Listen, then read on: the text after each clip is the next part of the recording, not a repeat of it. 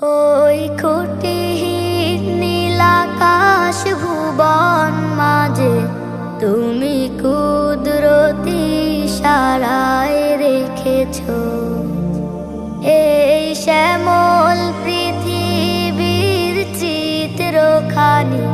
তুমি নিপুণ তোমার হাতে এঁকেছ। ওগো আল্লাহ, শুকর তোমার, আমারে যে মুসলিম করেছ।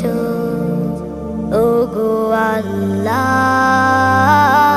শুকর তোমার, আমারে যে মুসলিম করেছ।